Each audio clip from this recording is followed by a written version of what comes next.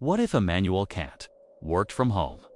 Imagine the father of duty-bound ethics, not in an 18th century study, but on a Zoom call, headphones on, tea brewing quietly in the background. Would he approve of skipping the commute? Would remote work meet his strict moral standards? This is the story of Kant. In the age of pajamas and productivity apps, Kant believed that the only thing unconditionally good is a goodwill. That is, doing what's right not for praise, not for results, but simply because it's your duty. He called this the categorical imperative.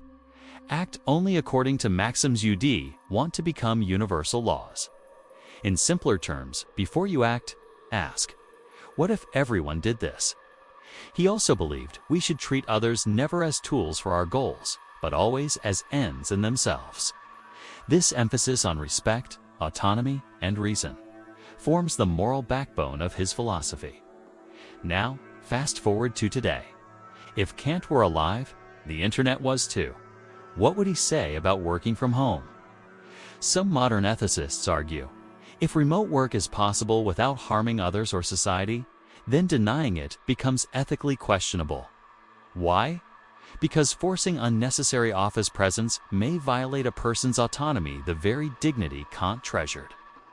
It treats workers as a means to an outdated managerial ideal, instead of respecting them as rational agents capable of self-governance. If working from home meets both duty and dignity, wouldn't it be, by Kant's logic, the morally superior choice? Let's imagine Kant in this new world. He wakes up precisely at 5 a.m., as always. Instead of heading out for his daily walk, he opens his laptop. Zoom lecture at 6 o'clock.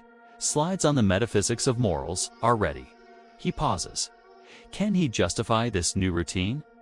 He writes in his journal, Maxim, I will teach from home if it causes no harm and respects autonomy. He applies his test. What if everyone did this? If learning remains effective and duties are met, then yes, it can be universalized. The maxim holds. But then, a message from a colleague. Philosophical debate thrives in person. Don't you miss real conversation? Kant reflects. Community matters. Spontaneity matters. And so, he adapts. Hybrid meetings, office once a week. Remote lectures, the rest. A balance between autonomy and fellowship.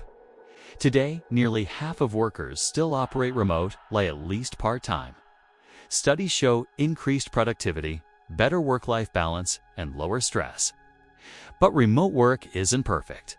It can deepen inequality, isolate the lonely, or disadvantage those without stable internet or home space. Kant wouldn't ignore these realities. He'd insist on thoughtful policies, ones that respect all persons as ends, not just the privileged few. Remote work, in his view, must not be about convenience, but moral consideration. Kant, working from home, wouldn't seek comfort for its own sake. He would ask, what is my duty to myself, to others, to society? And if working from home allows us to respect human dignity, promote autonomy, and uphold shared obligations, then perhaps it isn't just a modern trend, it's a moral opportunity.